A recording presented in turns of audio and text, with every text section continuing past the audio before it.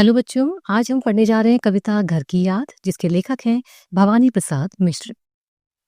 ये कविता उन्होंने भारत छोड़ो आंदोलन के दौरान जेल में रहते हुए लिखी थी, जब वे लगातार बारिश के बीच अपने घर परिवार को याद करते हुए दुखी हो रहे थे। इस कविता में कवि ने सावन के माध्यम से अपने माता पिता को एक संदेश दिया है। तो चलिए शुरू करते हैं और पढ़ते हैं कविता घर की याद।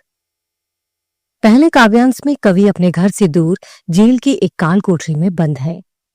सावन के महीने में अपने घर परिवार को याद करके वह एक कविता लिख रहे हैं। कवि कहते हैं कि आज बरसात हो रही है और रात से ही बहुत पानी बरस रहा है। ऐसे मौसम में उनका मन और प्राण दोनों ही अपने घर की यादों से घिरा हुआ है। यानी बारिश के इस पानी को देखकर कवि को अपने घर और परिजनों की याद आ जाती है। उन्हें अपनी आंखों के सामने वो घर दिखाई दे रहा है जो घर इस समय उनसे दूर है, जो खुशियों का भंडार है। कवि के कहने का ये अर्थ है कि एक समय था जब कवि के घर में खुशियों भरा माहौल था, जहां सभी लोग मिलजुल कर हंसी खुशी रहते थे। लेकिन कैद में होने के कारण कवि इस समय अपने घर से दूर है। लेकिन घर की वो सुखद यादें कवि को बेचैन कर रही हैं। दूसरे काव्यांश में कवि अपने भाई बहनों और उनके आपसी संबंधों के बारे में बताते हुए कहते हैं कि उनके घर में 4 भाई और 4 बहनें हैं और उन सभी के बीच बहुत गहरा प्रेम है। उनकी सभी बहनें शादीशुदा हैं। कवि कहते हैं कि सावन के महीने में राखी का त्योहार आता है, इसीलिए उनकी सभी बहनें मायके आई होंगी। लेकिन मायके आकर जब बहनों को माता पिता से कवि के बारे में पता चला होगा, तब उन्हें बहुत दुख पहुंचा होगा।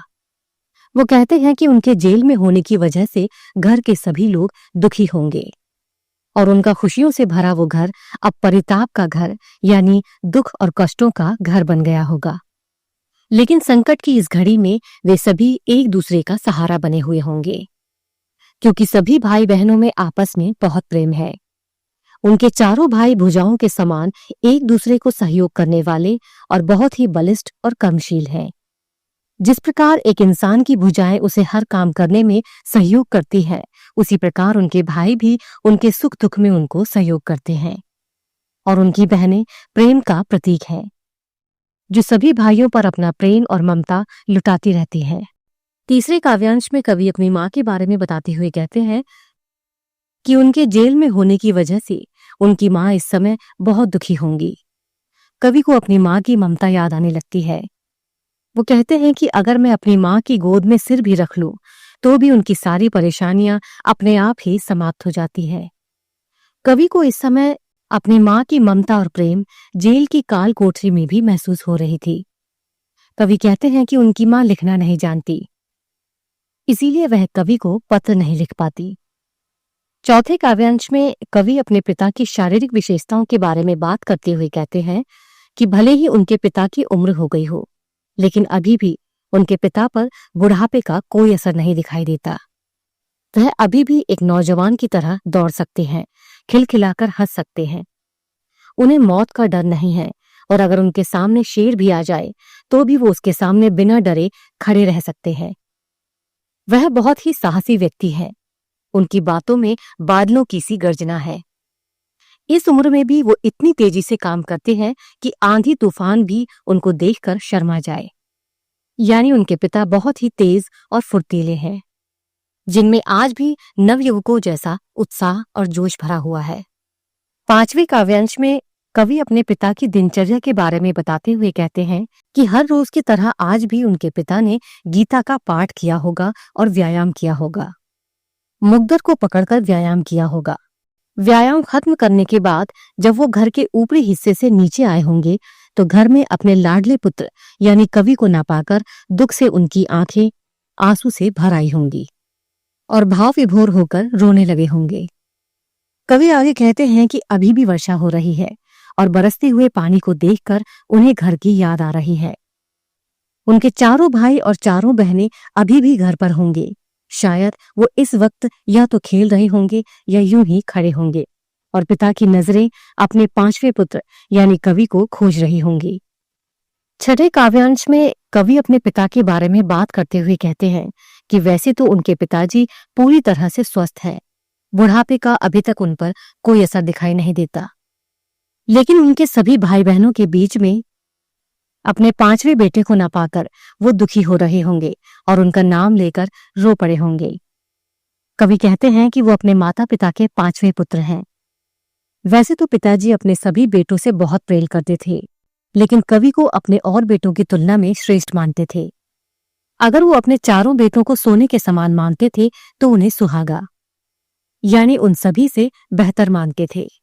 कवि कहते हैं कि वो आज अपने पिता से दूर जेल में कैद है, इसीलिए उन्हें अपने वो सोने के समान चारों बेटे भी अच्छे नहीं लग रहे होंगे, क्योंकि उनका सबसे प्यारा बेटा यानी कवि आज उनकी आंखों के सामने नहीं है।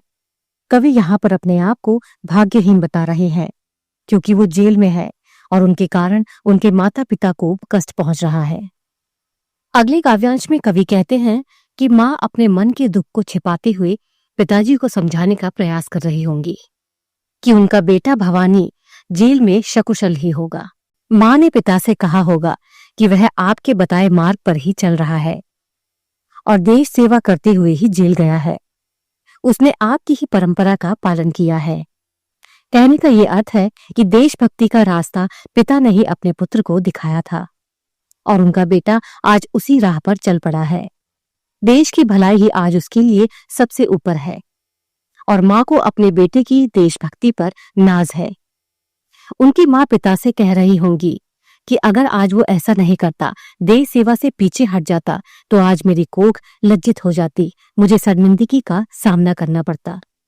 देश की आजादी की खातिर वो जेल गया है, जिस पर मुझे गर्व है। अगले काव्यांश में कवि सावन को संबोधित करते हुए कहते हैं, सबको खुशियां प्रदान करने वाले हे सावन, तुम्हें जितना बरसना है तुम बरस लो, लेकिन तेरे पिता की आंखों में आंसू मत आने देना। ये ध्यान रखना कि वो अपने पांचवें पुत्र को याद करके दुखी ना हो। मेरे पिता को मेरा संदेश देना कि मैं यहाँ पर बहुत खुश हूँ। कवि अपनी भावनाओं पर संयम रखते हुए कहते हैं कि तुम पिताजी से ये मत कहना कि मैं दुखी और अकेला हूँ।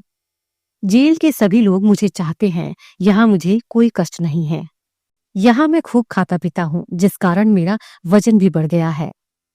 मैं हर विपरीत परिस्थिति का सामना आराम से करता हूँ और मस्त रहता हूँ। आखिरी काव्यांश में कवि सावन से कहते हैं कि मेरे मन की स्थिति और मेरे दुख के बारे में तुम मेरे माता पिता से गलती से भी मत कहना। उनको ये मत बताना कि मैं रात भर जागता हूँ, यानी मैं रात को सो नहीं पाता, आदमियों को देखकर घबरा जाता हूँ। मैं अब चुप रहने लगा हूँ। मुझे किसी से बात करना अच्छा नहीं लगता। तुम उनसे कुछ भी ऐसा मत कहना कि उनको शक हो जाए कि उनका बेटा किसी दुख या तकलीफ में है। अंत में कवि सावन को संबोधित करते हुए कहते हैं कि यह आकर्षक और खुशियां प्रदान करने वाले सावन, तुम्हें जितना बरसना है तुम बरस लो, लेकिन ये ध्यान रखना कि अपने पांचवें बेटे को याद करके उनके माता पिता की आंखों में आंसू न आ जाए।